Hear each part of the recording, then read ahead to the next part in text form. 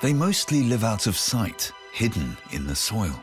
Only sometimes do they make their way up and become visible to us. Roots are amazing. They lead a secret life all of their own and have some impressive abilities.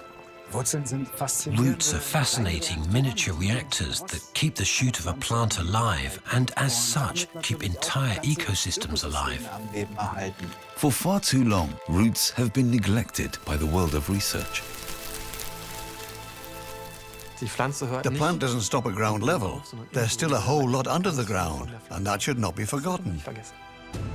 This invisible part of the plant has the potential to help us solve some of the most pressing challenges of our time, preventing soil erosion, mitigating the effects of climate change, and securing the nutritional needs of a growing world population.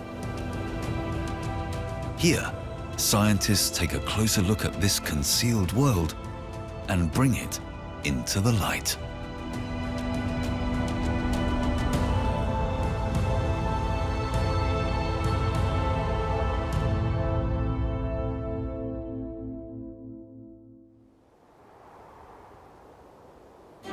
Without plants, there would be no life for us humans. Plants nourish and nurture us in numerous ways. They protect the soil from erosion.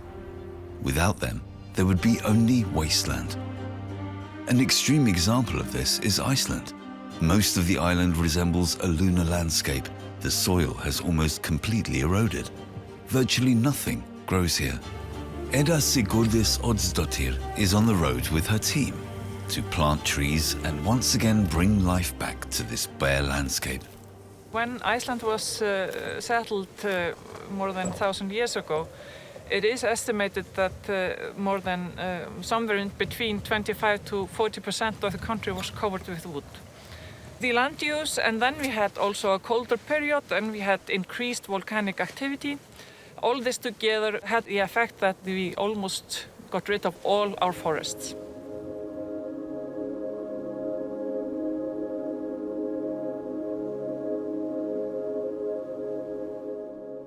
Where they grow, plants can hold together the fertile part of soil with their roots.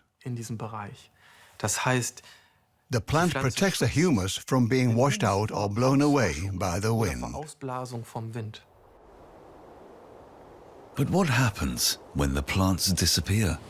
This is very typical soil for eroded areas in Iceland. Both wind and rain can easily take the soil away, and we have both in large quantities here in Iceland. So we really need to have trees with large and healthy root systems to contain the soil, to keep it together.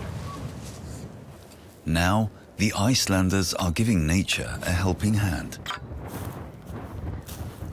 Það mikilvægt að velja góðan stað fyrir svona litla plöntu vegna þess að hér svo sterkir vindar. Until they take root, the seedlings need protection from the wind and weather. Þannig við þurfum að nýta allt sem við höfum og gróðursetja. That's why I plant the trees in the lee of rocks or bushes. They can then take root better and hopefully survive. Og einnig nýtum við líka svona annan gróður sem á svæðinu. The idea of combating erosion through planting initiatives is nothing new. The Hekla Forestation project started in 2007, and since then we have planted around 3.5 million plants. Once the plant has taken root, the erosion stops. The humus builds up and other plants begin to appear. The roots are absolutely essential for plants. Aside from carbon, all the elements that a plant needs for its nutrition and to live come from the roots. Carbon can be absorbed through the air via the leaves, but everything else, nitrogen, phosphorus, calcium, potassium, is taken up through the roots. The root is the first thing to grow out of a seed. Only then does the stem or shoot begin to emerge. In most cases, the roots make up half of the overall plant. The nutrients that the roots pull out of the ground are, in turn, passed on to us. It is thanks to their work that humans are able to survive. Roots do so much more than anchor the shoot in the soil. They're also a defense system against pathogens, pests, and toxins. They interact with the smallest living beings in the soil via electrical signals. We now know that roots ordinarily communicate with their environment, with the soil. And this is not one way. It actually goes in both directions. The root basically explores where it is, and in the process determines the ambient temperature or the kinds of microbes that are nearby. They then react with specific signal substances, for example, and vice versa. So the bacteria know that there's a corn root over there, and they react one way or another. They also give out signals in the form of substances.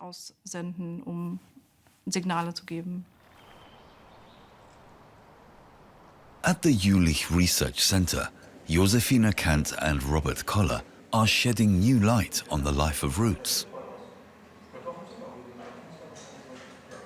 The Institute of Biochemical Plant Pathology of the Helmholtz Center is unique in Germany and is home to pioneering work in the field of root research. What fascinates me about roots is that they are necessary for nutrient supply and for stabilizing the entire plant in the soil. But for decades, root research has been almost completely overlooked because they grow in the soil and are therefore invisible at first glance. We're able to examine the individual roots and see how they change in response to environmental stimuli. Here, you can actually observe the roots as they grow. Using state-of-the-art technologies, Robert Koller and his team are shining a light into the darkness. In my work group, we are above all taking a 3D look at the growth of plant roots. It's unique because we're also employing methods from the world of medicine.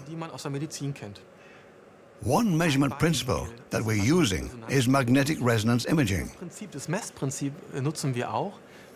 But we are doing it differently. It's not horizontal but upright, so that we can guide in the plants from above.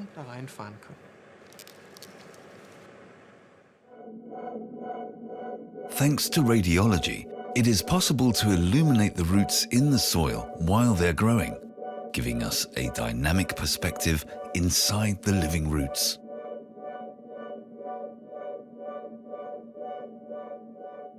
Using these images, we can see what's happening down there, without having to dig up or destroy the plant. Through her stereo microscope, Josefina Kant is able to watch the roots grow in real time. To date, scientists have known little about the behavior of roots. In Reykjavik, the capital of Iceland, increasing attention is being given to roots and their many abilities. At Forest Research, they are examining the root growth of different tree species. Roots are amazing. They are the anchor that tighten down everything that is growing on Earth, and without vegetation we couldn't survive. For the first 3 months, the tree saplings are grown in greenhouses before they're planted out.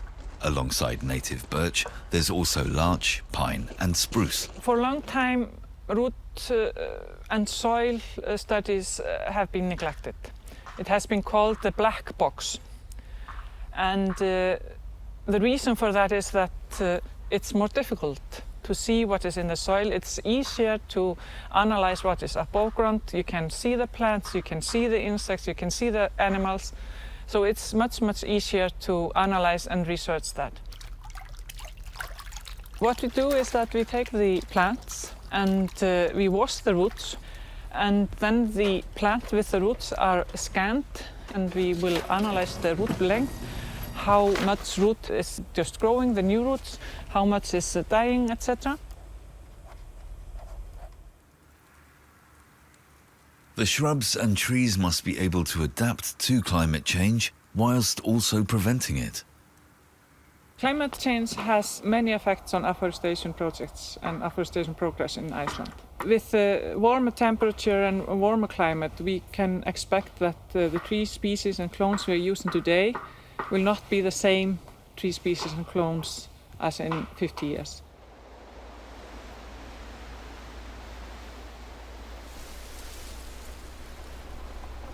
Trees can store quite a lot of carbon, and it's, for example, estimated that in forest soil, approximately 60 to 70% of the carbon that is in the soil is in forest soil.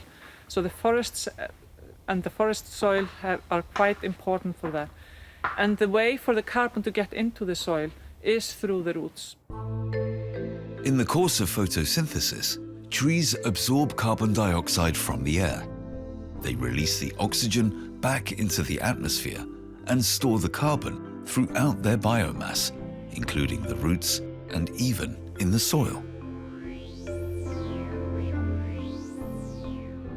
It is estimated that the plantings per year until now has been able to sequester carbon to compromise for about 60% of what cars emit.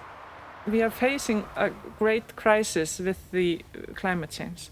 And you get the feeling when you're planting, when you're doing studies that aim to increase the carbon sequestration, for example, that you're doing something to help. Iceland has to import a lot of its goods. Through afforestation, the hope is to mitigate the CO2 emissions caused by air and shipping traffic. I started planting trees in the year 1998. For me, it's fantastic to see the first successes. You can see that there are already some small forests. I dream of an Iceland that is once again forested from the mountains to the fjords.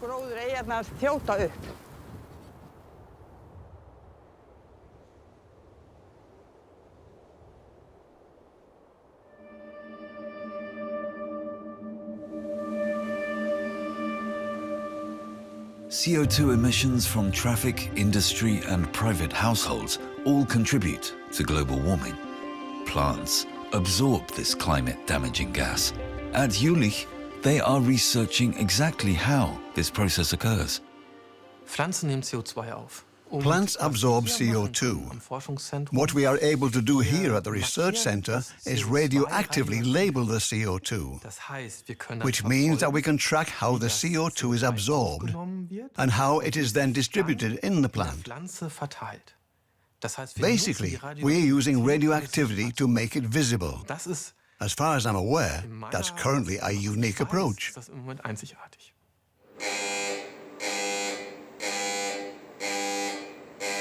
The radioactive isotope of carbon C11 is produced in a reactor under strictly controlled conditions. The half-life of C11 is approximately 20 minutes. It is channeled to the plant via a tube, whereupon the plant absorbs the radioactive CO2. With the assistance of computer tomography, the decay of the carbon-11 in the plant is rendered visible and is captured in 3 dimensions. What I really like is how we can make it visible. We can see what's happening. We can observe the short-term allocation and distribution of carbon and sugar in the root. What I really hope to depict is the dynamic reaction of the plant. It's not something that you can otherwise perceive. You can see the major events over the course of the year.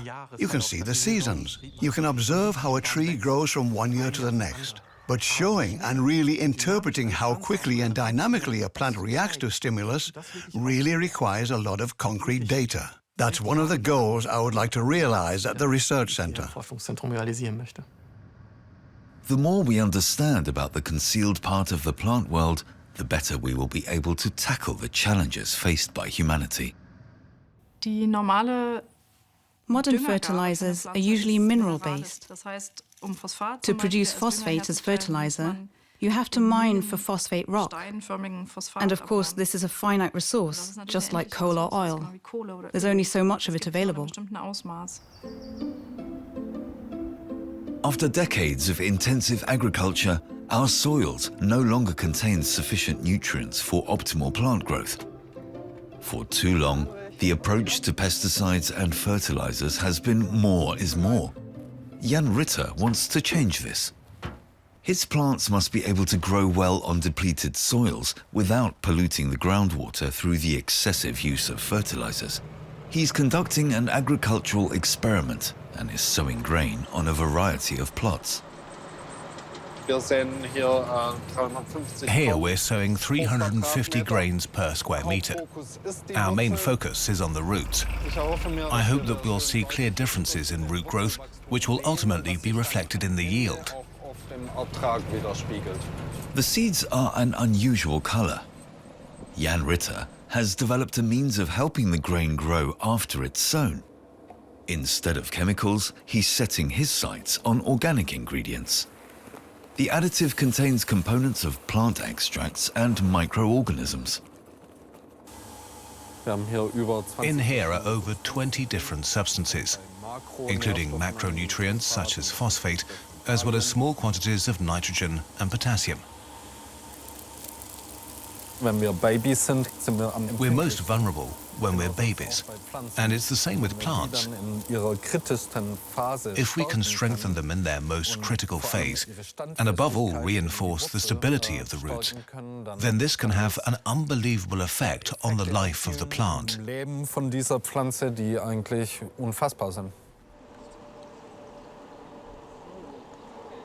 In field trials, Jan Ritter and his team have sown grain that is treated with the stimulating substance. Now they're investigating how this has impacted the root growth. This is winter barley. You can really see that these small plants have a good root system. Above all, there are more of the fine roots. This means that the roots are more branched out and thus better able to tap into the nutrients and water in the earth. Pflanzenwurzeln arbeiten. Plant roots work in collaboration with a range of organisms in the soil. There are also organisms that thrive inside the plant roots. This is known as colonizing or infecting. Das sind Pilze. These are fungi. On the one hand, they grow into the plant root. They also have a hyphae mesh that extends out of the root. Was aus der Wurzel herausgeht.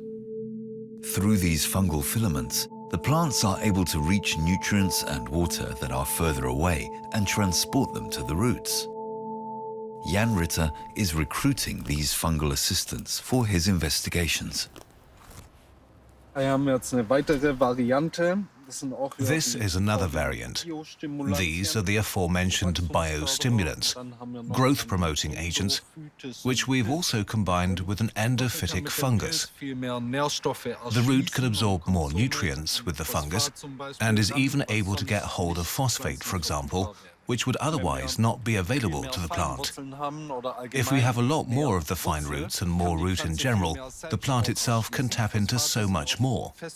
The phosphate is often fixed in the soil. It's hard to get at, but roots send out substances that stimulate bacteria and fungi and make the phosphate more available.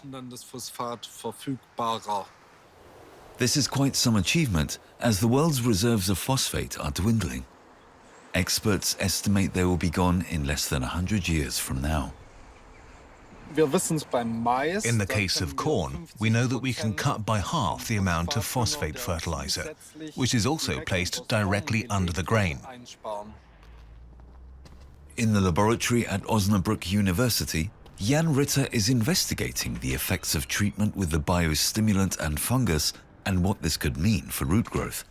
With this in mind, Wiche is comparing untreated control plants with their treated cousins. Morning, Ulrike. Morning, Jan. I've got some plants from the field with me. First, she weighs the entire plant, including the roots.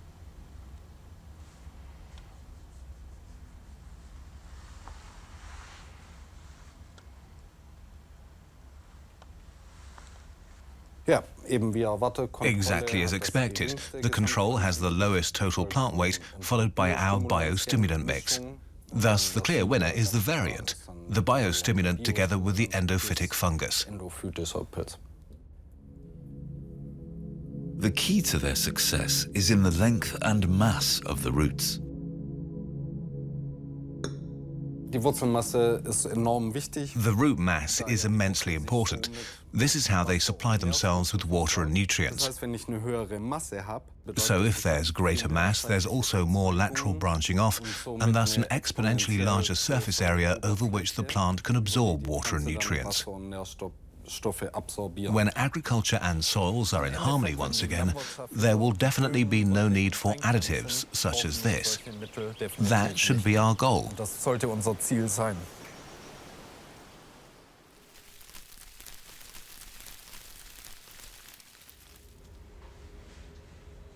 At Jülich as well, Josephine Kant is conducting research into how to make fertilizing methods more efficient.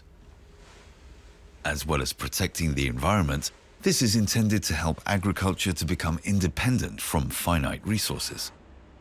One of the problems with intensive agriculture is the extremely high deposition.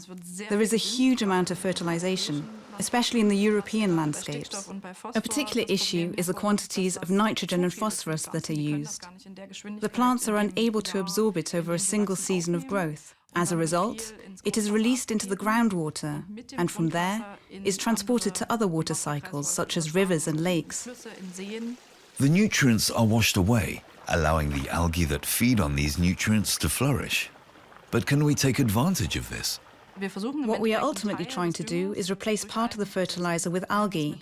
We've already tested this with wheat and found that wheat plants can indeed extract nutrients from the algae. With roots, we can cut back on fertilizer, keep our soils naturally fertile, and feed ourselves. Root research is important because it offers a new approach. We are now at a stage in history when the world population is high and still growing. And to feed the world, we need higher yields than we have now.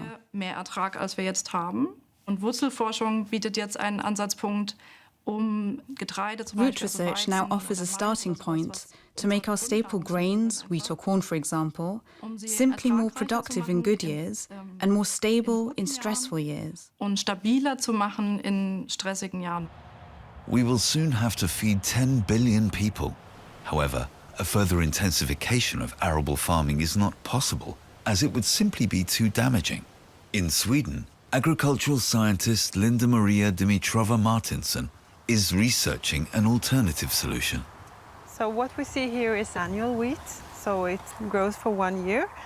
And wheat is used for most things we know as bread and pasta, etc.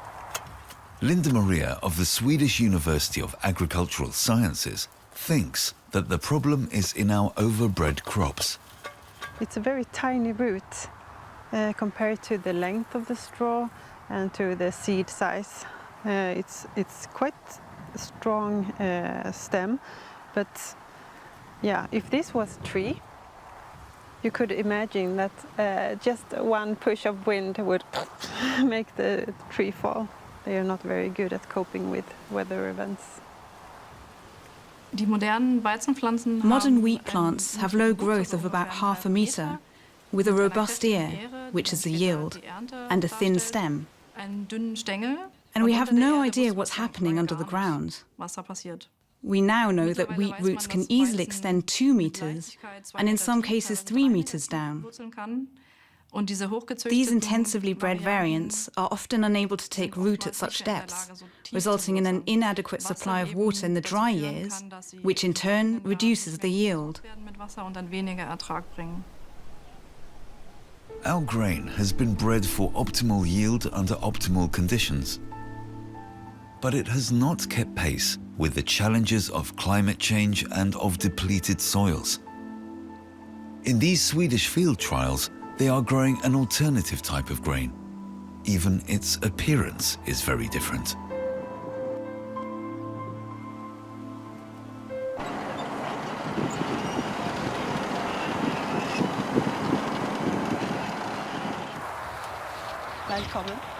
Linda Maria has precise instructions for the size and gradient of a hole that needs to be dug.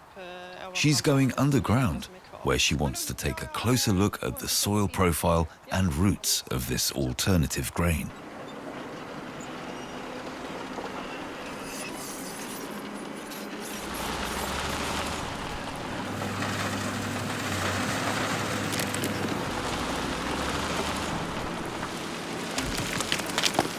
Ja, det var här jag tänkte, nej men det är bra så, varför ska vi hålla på att trassla? It's not often you can see the soil like this. And the smell, I love the smell. The soil is kind of the mother of everything, and I always had this feeling, so standing in a pit of soil up to my head, it's a very unusual experience, and it's really, really nice.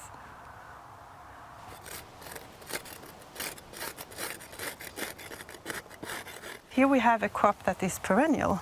That means that it lives for several years. So it survived the winter and then it regrows in the spring and give us another harvest the second year and the third year and the fourth year. So the roots are not decaying because it's programmed to survive winter even though we cut the above ground biomass. Conventional grain is sown and harvested in a single season, and the ground is then ploughed. With perennial grain, only the above-ground part is cut, much like mowing the lawn, and the roots continue to survive below ground. We see a lot of roots here in the top layer, which is very common, but when I look closer, I can see that I have roots further down, so I follow them down.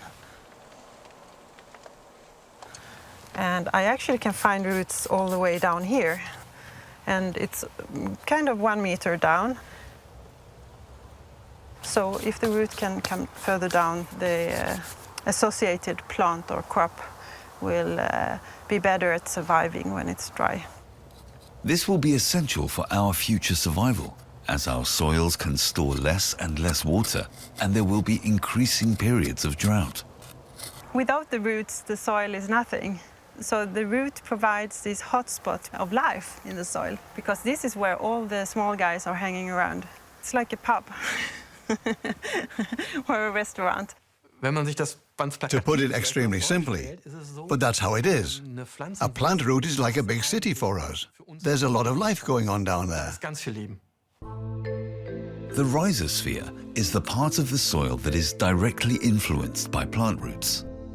In this region, the microbial activity is up to 50 times higher than in soils further away from the roots. Here, fungi known as mycorrhiza enter into a symbiosis with the root system and supply the plant with otherwise difficult to access nutrients and water. In return, they are supplied with sugar and other molecules.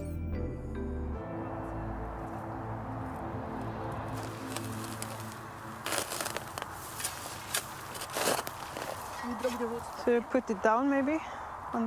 Or should I? I can take it here. Yeah. Oh, it's like a trophy. Yeah.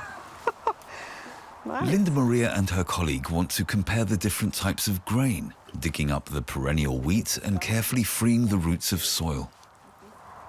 We have several aims, and we want to have cropping systems that can cope with climate change. So we want cropping systems with good soils, with good soil functions. And we also want crops in this system, or these systems, that can cope better with droughts or other climatic events.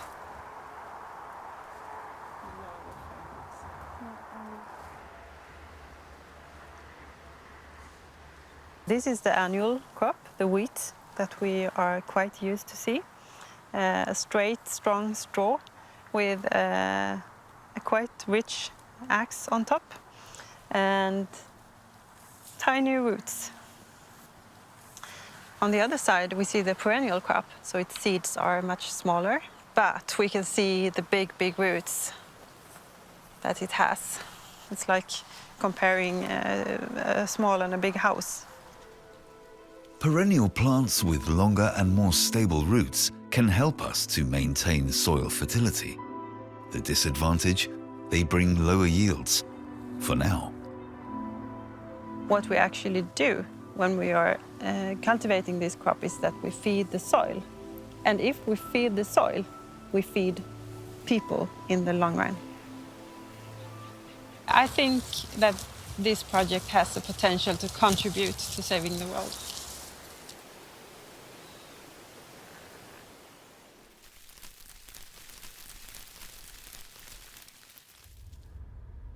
At Jülich as well, seeds are the subject of study.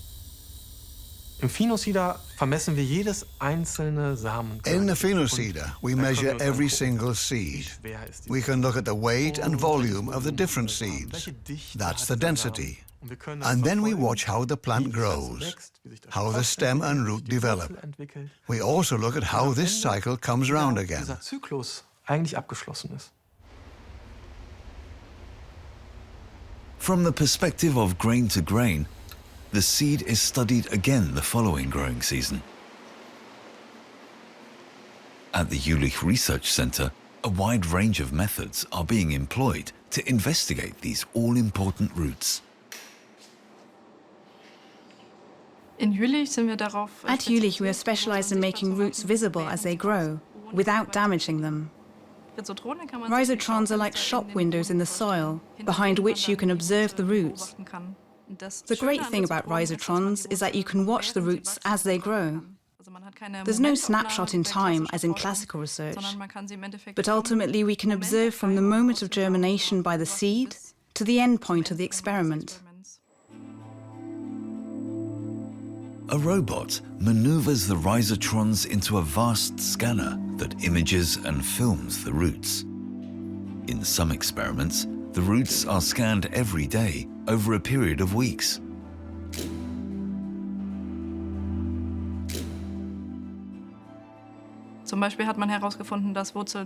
Among other things, we found that roots grow in different time phases. They don't always grow consistently. There's a spurt at the beginning. They grow exponentially when the plant is still very young. Later, they grow in a more linear fashion, a little more evenly.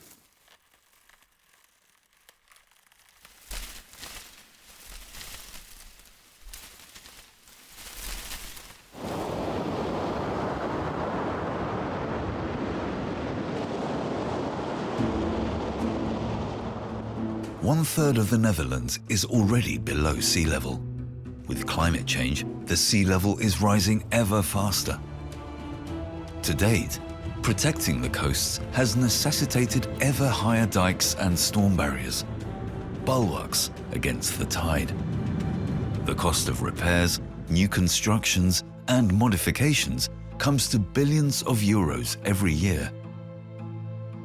Here too, our world-saving routes offer a more sustainable and cost-effective solution to this problem, and one that is in harmony with nature.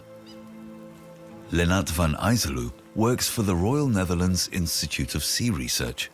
Today, he's taking samples from coastal salt marshes. Salt marsh has a very big added value in the protection of the backland. So the backland is protected by dykes, of course, but they're also protected by the salt marsh. It has very fine roots here at the top, and at the bottom it has wider roots, and it goes in like 30 centimeters in. And then you see things like this, the rhizomes. So it's coming from the same plant, and the rhizomes start to form a new plant up to 40, 50 centimeters away. So you have, and all the plants do that, so you have quite a big network of plants growing together. So it's a large community. All the single plants are webbed into each other, and they are stronger than an individual plant. So if I try to rip this, I only get the plant and not the roots like here.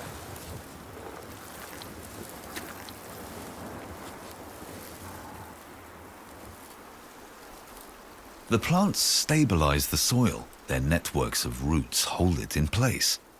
They diminish the energy of larger waves before they reach land. As such, they make an important contribution to coastal protection. And they can do even more. They allow the land to grow and expand.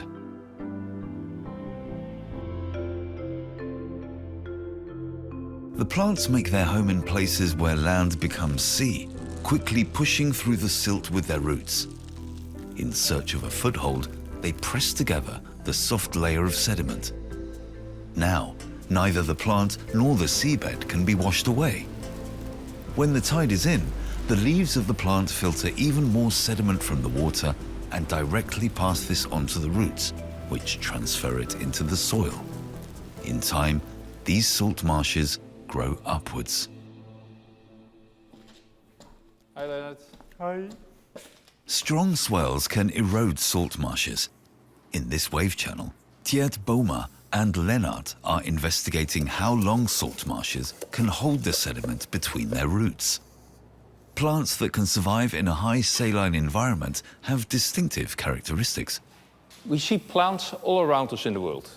But if you look at salt marshes, these plants live in a very special environment. That means these plants live in an environment that's quite hostile. Why is it hostile? Well, they live at the sea edge. That means normally the plant is sitting here, but then the water comes and they're being flooded. So salt marsh plants have a special adaptation. These roots are quite coarse. If we look at this root, for example, in detail, you can see that there is a hollow part inside the middle of the root. But this is kind of straws that allow the plants to transport oxygen from the leaves into the root zone, so keeping the root alive. And often you also see that the plants lose a little bit oxygen to their environment, so they oxygenate the soil. The experiment begins. Artificially generated waves collide against the root system of the plants. Alongside, the two scientists observe the erosion process. You can see erosion around these plots, but here not so much yet. If we would have had a core without any plants, the whole core would have been eroded. But here you can see that the roots hold on to the soil, and that makes it less erosive. What we will see is in the future, if we want to use salt marshes, for example, as part of our coastal defense system, we want them to be stable. And if we make the dike a bit lower, because we have a salt marsh in front that can attenuate waves and thereby lower the wave run-up, then the dike will be millions euros cheaper. Upstream salt marshes could save millions of euros per kilometre of dike construction. Tjeerd Bouma is researching how to keep the salt marshes stable and how the plants can survive storm surges and erosion.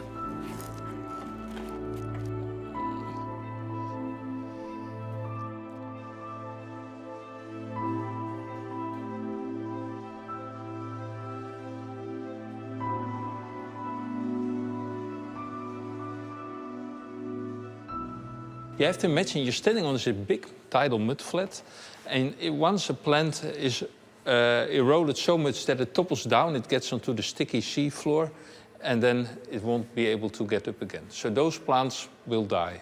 All the ones that are staying up will do well. In the Netherlands, they have recognized the benefits of the salt marshes and want to help them stay in good shape. Marshes will also be introduced to new areas. Karin Dideren is a marine ecologist. Yeah. This is our famous potato structure, and it degrades over time. So it's just here for a short period to help the plants, and then it will go away.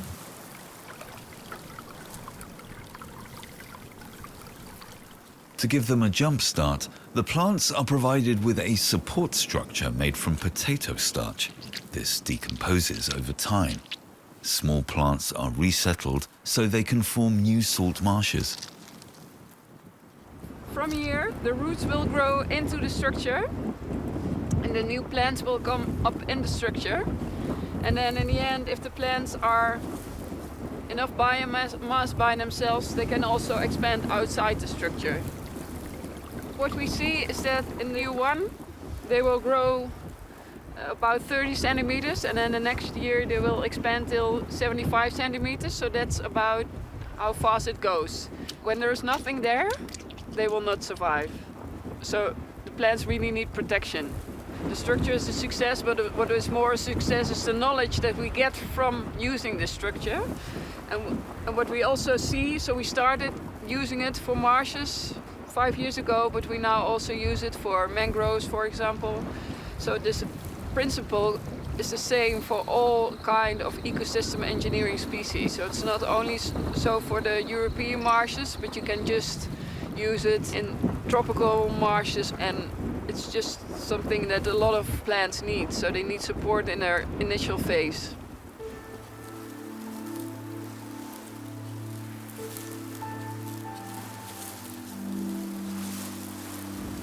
We should really take care also of these tiny plants, because it can mean a lot to us in the future.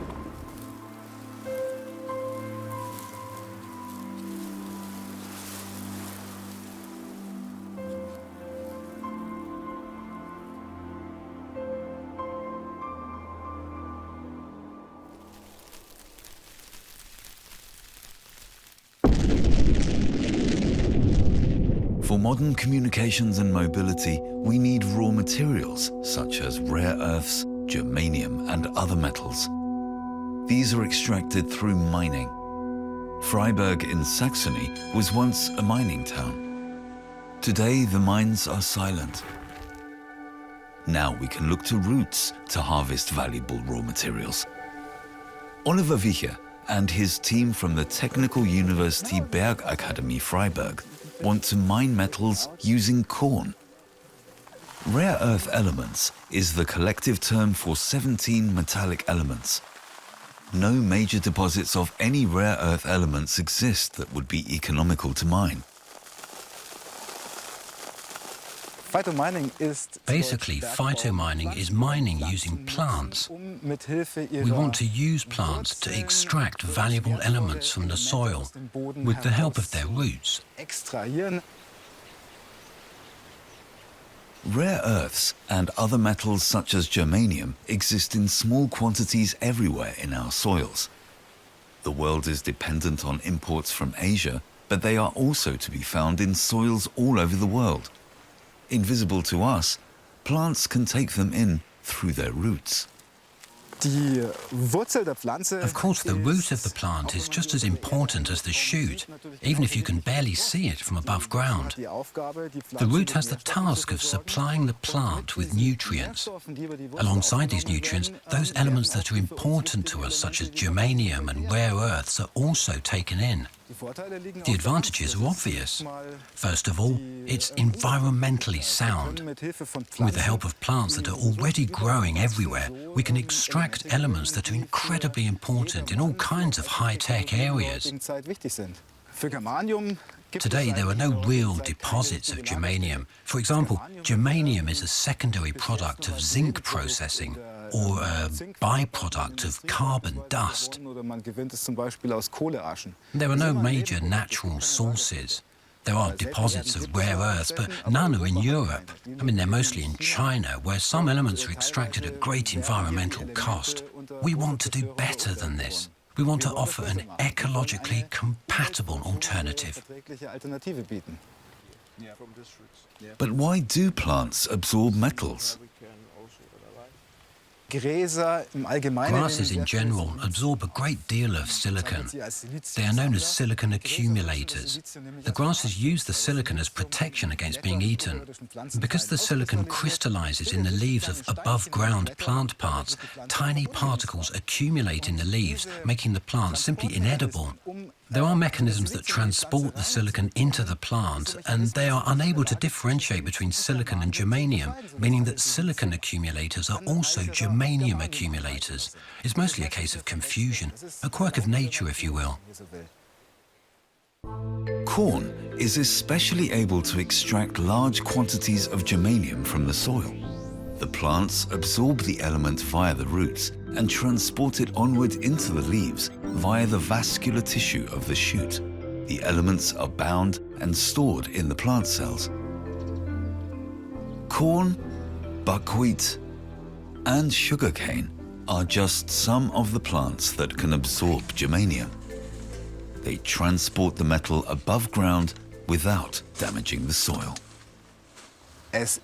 Plans are definitely underway to develop phytomining as an alternative to conventional mining methods. In the laboratory, the team is investigating how much metal the plants are actually storing up. Of particular interest is the question of where the germanium ends up in the plant. In the case of germanium, we've actually determined that in the above-ground plant parts, the highest concentrations are in the leaves. The roots take up the element but pass it upwards very quickly. Here too, the roots are crucial for the task of phytomining.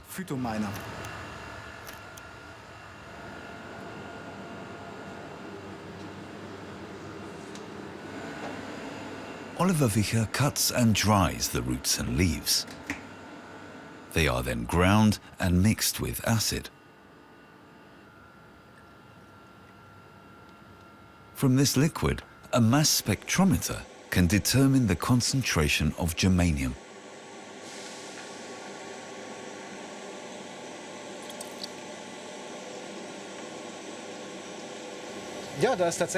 Yes, there really is germanium in there.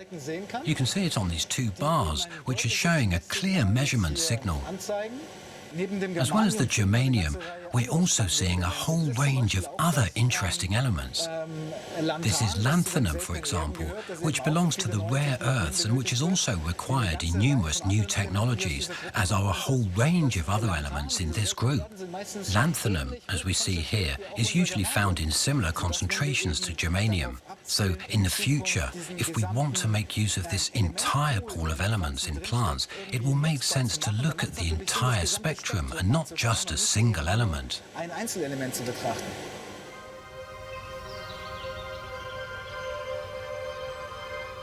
However, further steps are required to make the germanium and other rare earths actually usable. First, the plants have to pass through a biogas facility where the plant mass is reduced and is also used to generate electricity. Do we have pressure now? No, that's almost pressure-free, only 3 millibars. We can put it in now. Okay.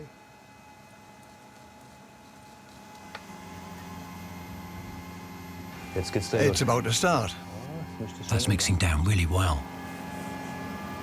In biogas production, we take advantage of the fact that the bacteria crack open the plant cells, and in doing so, they liberate the elements that are contained inside. At the same time, we can generate energy through the biogas production, so we're killing two birds with one stone. The fermentation residue from the biogas reactor is then incinerated in the furnace, resulting in a further enrichment of the germanium. This is our plant ore. And here are the elements that were initially absorbed by the plants and which have been concentrated by a factor of 100. In these ashes, we can now detect considerable concentrations of germanium and other rare earth elements of 30 to 50 milligrams per kilogram. Oliver Wiche thinks that the process will soon be economically viable.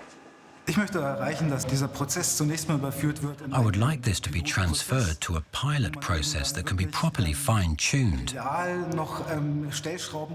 And perhaps at some point in the future, maybe my daughter, will be able to use a smartphone that makes direct use of raw materials from the soil without damage to the environment and without importing raw materials.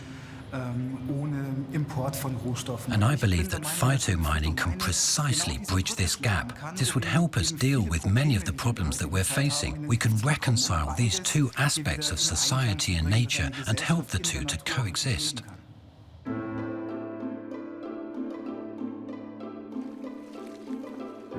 But is it not too late? If we go on as we are absolutely setting ourselves up for trouble. With an increasing world population, we need sustainable production systems to feed the people who are already there, but also those who are yet to come. There's no doubt that roots offer us the basis for moving forward. Roots can help us ensure our food security. Nice. We have hidden helpers in the ground, who can slow climate change, prevent drought, and halt erosion.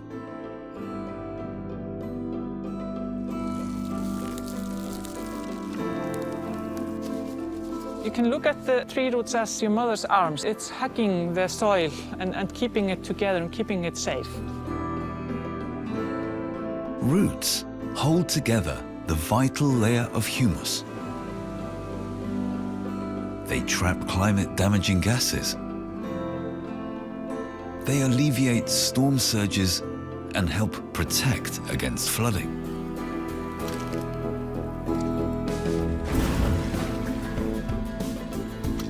They can even extract rare metals from the earth on our behalf, all of which is why understanding roots is so important. Of course, it's motivating that my research can make a small but definite contribution to improving the future of humanity.